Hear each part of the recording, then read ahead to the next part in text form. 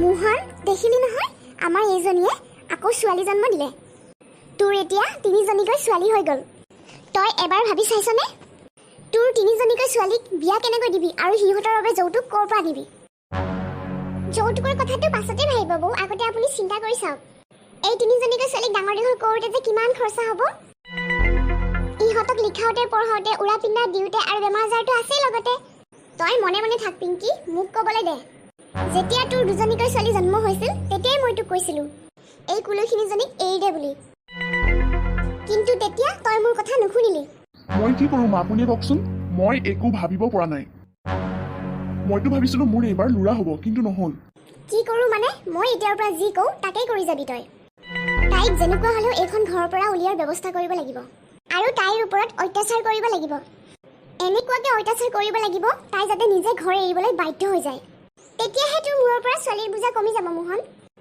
আৰু তই চিন্তা নকৰিবি মই তোৰ কাৰণে ধনী ঘৰৰ পৰা ছোৱালী এজনী লৈ আনিম ঠিক আছে মা হ'ব দিয়ক পেহী এতিয়াৰ পৰা আপোনালোকে যি কয় মই তাকে কৰি যাম হেৰি আমাৰ সৰু ছোৱালীজনীক দেখোন পিন্ধাবলৈ কাপোৰ নোহোৱা হৈ গৈছে লগতে মুনু আৰু জিংকিলৈও কাপোৰ লাগিছিল নহয় ইহঁতে দেখোন সদায় ফটা চিৰা কাপোৰবোৰকে পিন্ধি থাকে ইহঁত দুজনীৰো কাপোৰ নিকিনা বহুদিনেই হৈ গ'ল মই নোৱাৰোঁ মোৰ তাত পইচা নাই যিখিনি কামাইছোঁ সেইখিনিৰে ঘৰ চলাই আছোঁ আৰু ছোৱালীকেইজনী কেনেকৈ ডাঙৰ কৰ এই সকলোবোৰ দায়িত্ব তোৰ ইহঁতৰ পঢ়া শুনা উৰা পিন্ধা এইবোৰ দায়িত্ব মই ল'ব নোৱাৰোঁ ল'ৰা হোৱা হ'লে সকলো দায়িত্ব মই নিজে ল'লোঁ হয় কিন্তু ইহঁত ছোৱালী ইহঁতৰ গাত যিমান টকা পইচা খৰচ কৰিলেও মোৰ একো লাভ নহ'ব মোৰ পৰা একো আশা নকৰিবি কিন্তু এতিয়া মই কি কৰোঁ মোৰ দেখোন একো ইনকামেই নাই মই ইহঁতক কাপোৰ কেনেকৈ কিনি দিম মই ইহঁতৰ অভাৱবোৰ কেনেকৈ পূৰণ কৰোঁ কি হ'ল মা পইচা অলপ লাগিছিল ইহঁতকচোন পিন্ধাবলৈ কাপোৰ নোহোৱা হৈ গৈছে মই আকৌ পইচা ক'ৰ পৰা পাম মোৰ তাত পইচাৰ গছ দেখি পাইছা নেকি মা আপুনি অলপ বুজাবচোন আমাৰ এখেতেচোন ছোৱালীকেইজনী দায়িত্ব নলওঁ বুলি কৈছে এতিয়াৰ পৰা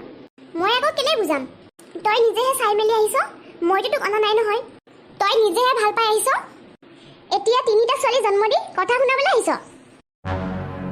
মই নোৱাৰোঁ কাৰো দায়িত্ব ল'ব মোক নকবি এইবোৰ কথা যদি ইমানে অসুবিধা পাই আছ মাৰ ঘৰলৈ গুচি যা আৰু ইহঁত তিনিজনীকো লৈ যা লগত এতিয়া মই কি কৰোঁ মাৰ ঘৰলৈও যাব নোৱাৰি ঘৰত গ'লেও দাদাই ঘৰত সোমাবলৈ দি দিব সেইকাৰণে মাক দেউতাকে যালৈকে চাই দিয়ে তাৰ লগতে বিয়া হ'ব লাগে বহুত ফূৰ্তি কৰি ফিতাহী মাৰি পলাই আহিছিলি নহয় এতিয়া কেনে পাইছ এতিয়া ভুগিছ পৰকে কৈ আছিলি নহয় মই চিলাই মেচিনৰ কাম জানো কাপোৰ চিলাবলৈ জানো এতিয়া ক'ত গ'ল তোৰ সেইবোৰ তোক এতিয়া কোনেও সহায় নকৰে তই ঘৰলৈ গুচি যা তাতে তোৰ শান্তি হ'ব পেহী আপুনিও তেনেকৈ কৈছে মা বা মোৰ পৰিজনীক ইমান ধুনীয়া লাগিছে ওচৰলৈ আহ আকৌ মা আমাৰ পৰীক চাওকচোন ইমান ধুনীয়া লাগিছে ভগৱানে তহঁতক তিনিজনীকো ধুনীয়া বনাইছে অকল পৰী নহয় তয়ো দেখোন ধুনীয়া মা আমাৰ কাৰণে নতুন চোলা কেতিয়া আনি দিবা তুমি আনি দিম নহয় আৰু মাত্ৰ কেইদিনমান ৰহ মই তহঁতৰ কাৰণে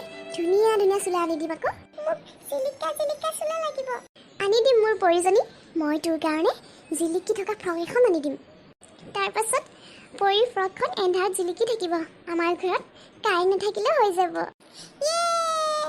মোক মায়ে ধুনু ফ্ৰক আনিব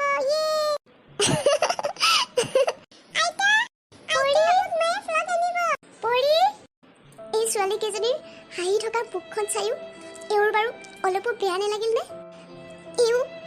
এওঁ বাৰু ইমান নিষ্ঠুৰ কেনেকৈ হ'ব পাৰিলে নাই মই মোৰ ছোৱালীকেইজনীৰ বাবে সকলো কৰিবলৈ সাজু আছোঁ মই ইহঁতৰ বাবে কিবা এটা কৰিব লাগিব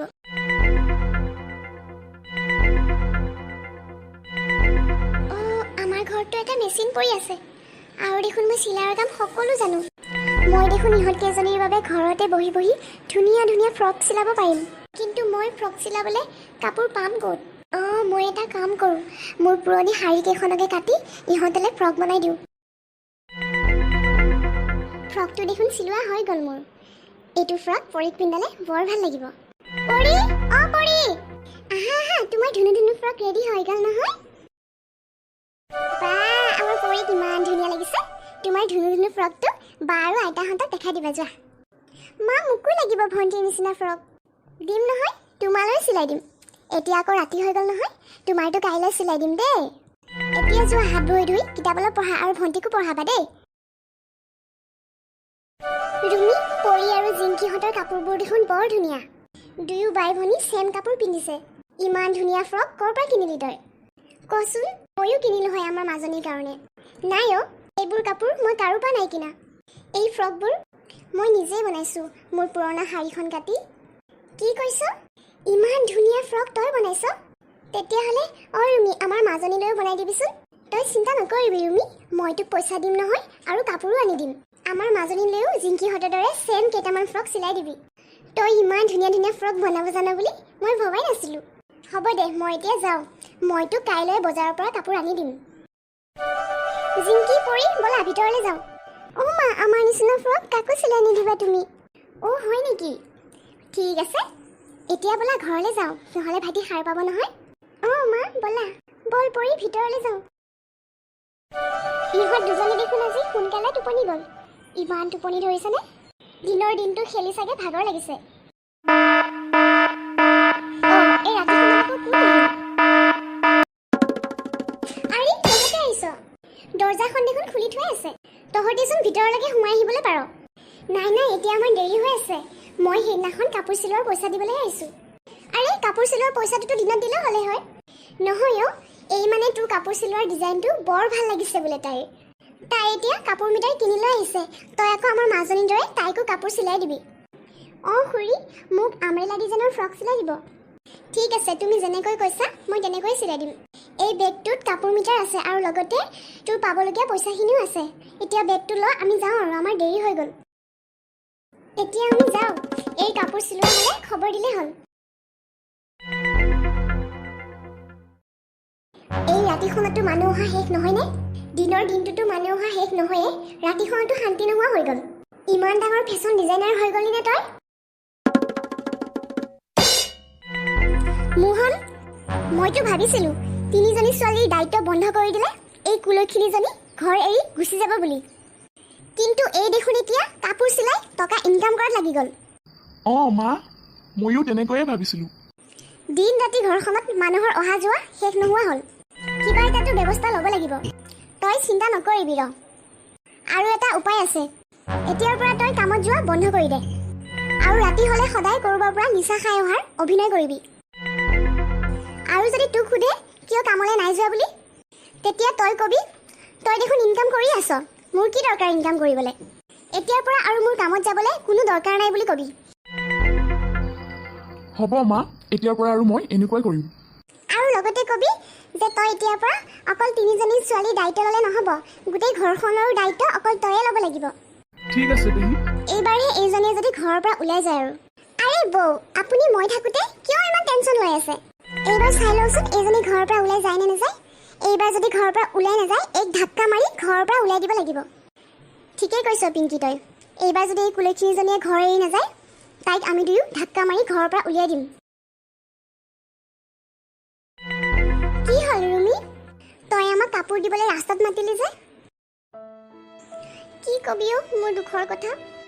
মোৰ মানুহজনে আজি 2 মাহ ধৰি মোৰ আৰু মোৰ তিনিজনী ছোৱালীৰ দায়িত্ব লোৱা একেবাৰে বন্ধ কৰি দিলে। আৰু মা আৰু পেহীও লগ লাগি ঘৰৰ পৰা ওলাই যাবলৈ কৈয়ে থাকে। মইনো বাৰু মোৰ তিনিজনী ছোৱালীক লগত লৈ ক'ত যাওঁ? মাৰ ঘৰলৈও যাব নোৱাৰোঁ, তাতো দাদাই সোমাবলৈ নিদিয়ে। পৰি আৰু জিংকিহঁতৰ প্ৰতিও অলপো মৰম নাই সিহঁতৰ। তই ক'তো যাব নালাগে ৰুমি, সিহঁত ইমান নিষ্ঠুৰ কেনেকৈ হ'ব পাৰিলে? তোৰ অধিকাৰ আছে এইখন ঘৰত।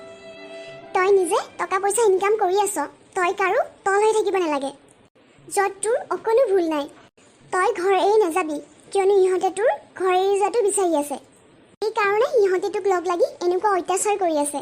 কিন্তু তই কেতিয়াও হাৰ নামানিবি ৰুমি, কিয়নো তই সত্যত আছ। তই এতিয়া এনেকৈয়ে কাপোৰ চিলাই চিলাই পৰি আৰু জিংকিহঁতক পঢ়াই শুনাই যেন তেন ডাঙৰ মানুহ কৰ। তাৰপিছত চাবি তোৰ বহুত সুখৰ দিন আহিব ৰুমি, আৰু ইহঁতে এদিন পস্তাব। বেছি চিন্তা কৰি নাথাকিবি, এতিয়া এই টকাটো ল। এতিয়া আমি যাওঁ, তই বেছি মন মাৰি নাথাকিবি। দুখৰ মাজতো হাঁহি থাকিবলৈ চেষ্টা কৰ। এইটো পইচাৰে মই মোৰ পৰি আৰু জিংকিহঁতৰ কাৰণে বেগ আৰু কিতাপ কিনি লৈ যাব লাগিব। হেল্ল' বন্ধু বান্ধৱীসকল, কাহিনীটোৰ নেক্সট পাৰ্ট লৈ আকৌ আপোনালোকৰ মাজলৈ আহিম। আপোনালোকৰ যদি আমাৰ ভিডিঅ'বোৰ চাই ভাল লাগিছে তেনেহ'লে আমাৰ চেনেলটো লাইক আৰু ছাবস্ক্ৰাইব কৰিবলৈ নাপাহৰিব।